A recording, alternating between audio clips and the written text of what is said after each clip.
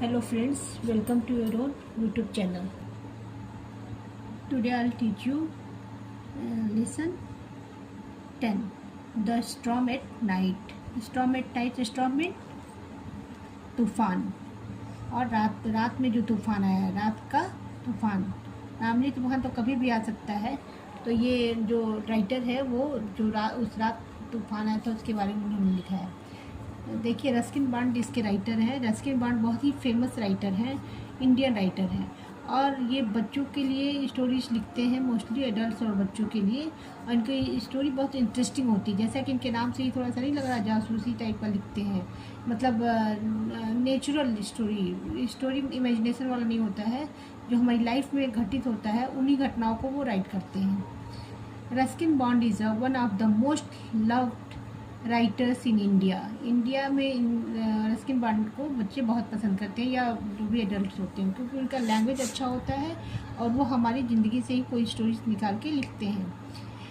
And the world, और world में भी बहुत फेमस है। His stories are loved by children, मैंने बताया ना, बच्चों के द्वारा, बच्चे भी पसंद करते हैं और एडल्ट बड़े भी। Most of his stories are about people, mostly ये एनिमल्स वगैरह के बारे में नहीं, पीपल के बारे में ही लिखते हैं।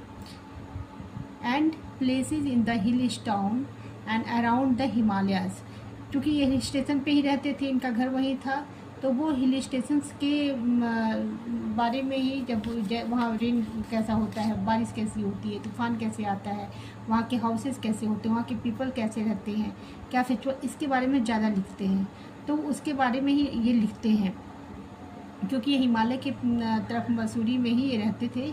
ही लिव्स इन लैंडोर मसूरी, तो ये हिल स्टेशन है, मसूरी सुना ही होगा, तो उधर का ही वर्णन करते हैं। मतलब जहाँ जो रहेगा उसी एरिया का उसको ज़्यादा ज्ञान होगा ना, तो ये स्टोरी भी उसी का है। Play this game with your friend. अब देखिए, राइटर लिखने के पहले बच्चों के लिए स्टोरी लिखे हैं, तो ये बता रहे हैं कि आप कैसे इस स्टोरी को इमेजिन कर सकते हैं। Close your eyes and imagine it's a rainy outside, मतलब रेनी आउटसाइड, आंखें बंद कर लीजिए और ये कल्पना करिए कि बारिश बाहर हो रही है। Can you here the rain drops falling, क्या तुम्हें बारिश की बूंदों के गिरने की आवाज़ आ रही है। What do you see and smell and feel, तुम क्या देख रहे हो, तुमको कैसी स्मेल आ रही है और कैसा महसूस कर रहे हो। तो देखो, ये पहाड़ी एरिया है, तो बट नेचुरल वहाँ का एटमॉस्फेयर ठंडा होता है, लेकिन हम लोग की तरफ जब पहली दूसरी बारिश होती है खूब धूप के बाद, तो सौंधी सी स्मेल आती है ना मिट्टी की, और बहुत प्यारा सा। और देखते क्या है, बारिश हो रही है, सब पत्ते वत्ते धुल जाते हैं पेड़ वेड़ के, और बहुत ही अच्छा फीलिंग आता है। Talk to your friend and share your thought, अपने फ्रेंड से बात करो और अपने जो तुमने महसूस किया उसे अपने फ्रेंड को एक्सप्लेन करो, बताओ। Now let us make it more fun, अब इसको और ज़्यादा इंटरेस्टिंग कैसे बना सकते हो, कैसे समझ सकते हैं इस स्टोरी को।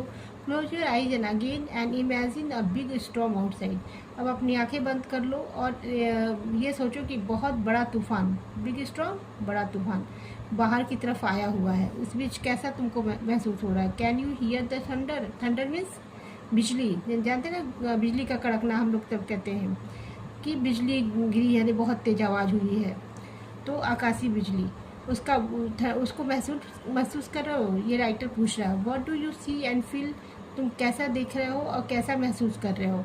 Share and compare your ideas with your friend, अब दोनों आंखें बंद करके अलग अलग इमेजिनेशन करो, दो फ्रेंड हो, तीन हो, और सब अपने अपने वर्णन करो, तो इससे क्या होगा कि सबका इमेजिनेशन हम एक साथ कलेक्ट कर पाएंगे।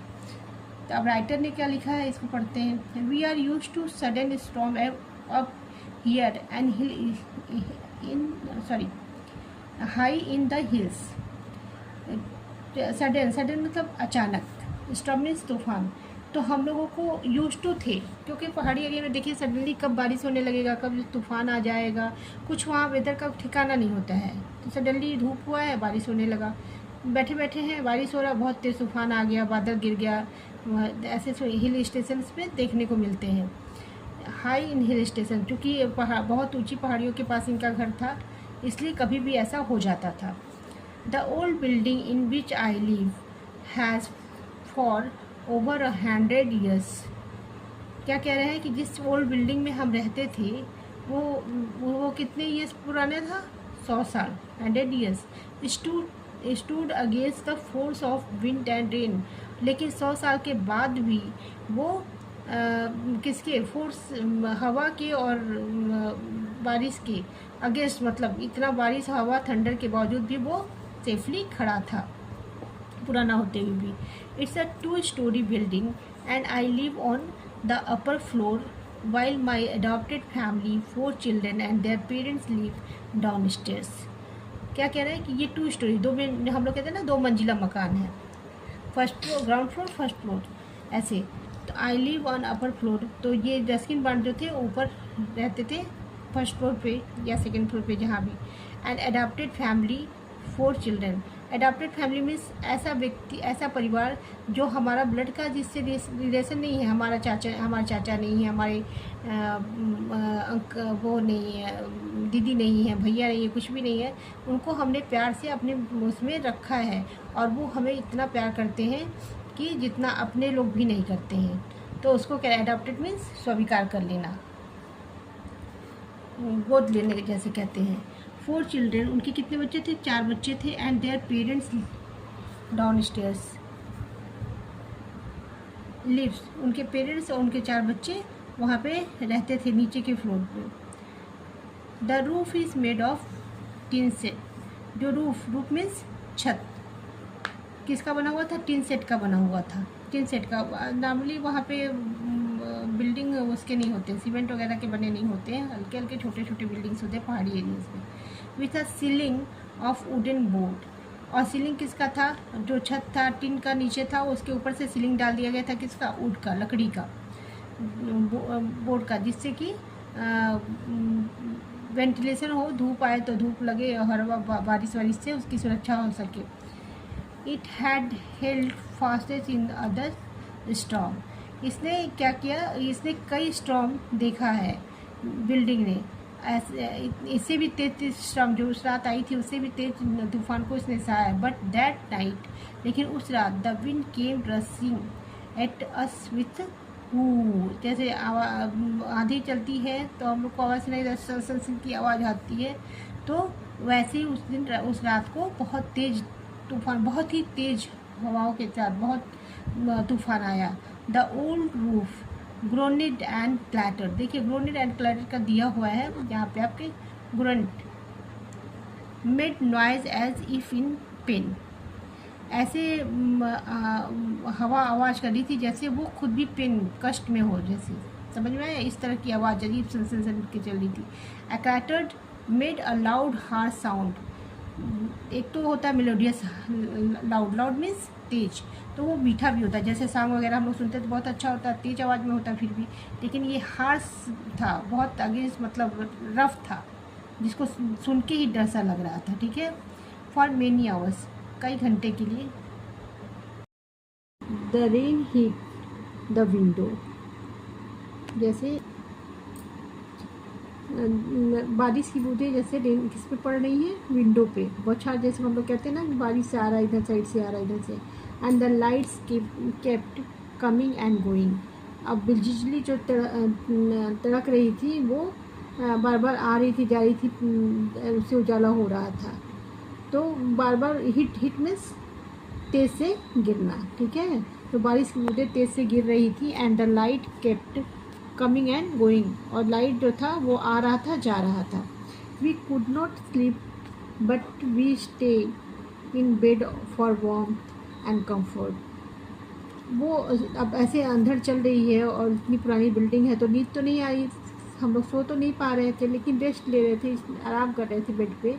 वहाँ क्योंकि ठंडा प्रदेश है मसूरी, तो गर्मी भी शरीर में रहना ज़रूरी है. ऐसा तो नहीं कि हम लोग जैसा है समर सीजन की, मतलब बारिश हो रही है तो एंजॉय कर रहे हैं, और ज़्यादा ठंडी हो गई वहाँ पे. एंड कंफर्ट के लिए बिस्तर पे लेटे हुए थे, नींद नहीं आ रही थी. आफ्टर अबाउट 4 आवर्स, 4 घंटे के बाद, the roof could take it no more. 4 घंटे आधी तूफान के बाद रूफ जो छत पे लगाया गया था, जिसको हम लोग वो कहते हैं लिंटर कहते हैं, हम लोग की तरफ रखते हैं, तो हल्के हल्के रूफ जो लगे हुए थे उसके टिन के, वो हट गया अपने आप ही, इतना तेज हवा आया कि वो उड़ा ले गया उसको. My part of it was the first to go, जो राइटर के पार्ट का ही सबसे पहले उड़ के गया। जैसे घर के किसी से क्या कहा, जहाँ पे राइटर था वहाँ का सबसे पहले हट गया। The wind got under the roof until, अब हवा और तेज़ी से रूफ के अंदर आने लगी, क्योंकि उसके नीचे लकड़ी का बना हुआ था ना छज्जा, एक और पड़ा हुआ था। विथ रिपिंग, रिपिंग देखिए, टीयरिंग क्विकली एंड नॉइजली, ज़्यादा तेज़ी से चिड़ के अंदर आ रहा था हवा, क्योंकि हवा बहुत स्ट्रांग था, क्योंकि स्ट्रांग था ना, तूफान था, तो बहुत तेज़ी से शोर मचाता हुआ हमारे रूम के अंदर आ रहा था।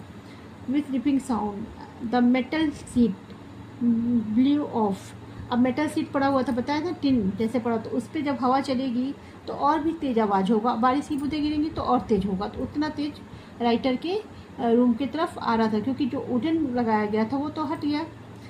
सम of them dropped with claps like thunder on the road below, कभी कभी इतना तेज बूंदें गिर रही थी कि जैसे क्लैप्स कर रही थी, जैसे ताली बजा रहा हो, थंडर बिजली के साथ कड़कते हुए रोड के साइड में, नीचे के साइड में बहुत तेज गिर रहा था। I thought well nothing can be done now, वो सोचा राइटर कि अब कुछ किया नहीं जा सकता, अब चुपचाप वेट ही करना है।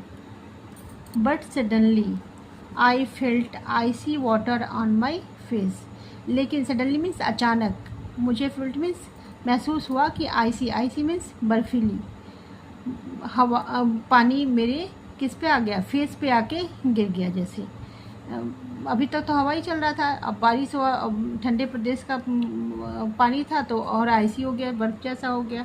आई leaped from my bed, I left from my bed, मैं अपने बेड पर से थोड़ा सा झुकने की कोशिश किया।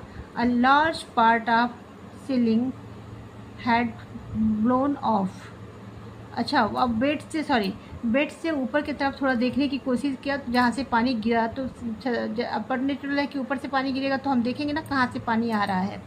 तो उसने देखा कि a large part of ceiling, जो उसके ऊपर छज्जा लगा हुआ था, एक अच्छा खासा हिस्सा हैड ब्लोन ऑफ, अपने आप उड़ गया था। टिन वाला भी हिस्सा उड़ गया, समझ में आया, लकड़ी वाला उड़ ही गया, टिन वाला भी हट गया स्टॉर्म से।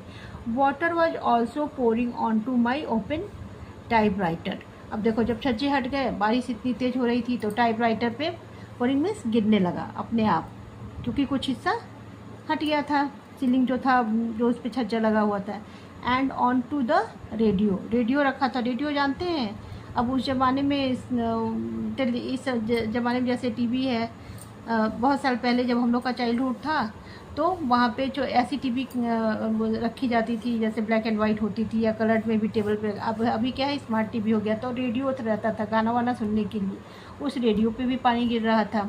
Bed covers and clothes cupboard, वो सारे क्लोथ्स भी गीले हो रहे थे, जितने भी कपबोर्ड में मतलब अलमीरा में रखे हुए थे वो सारे गीले हो रहे थे।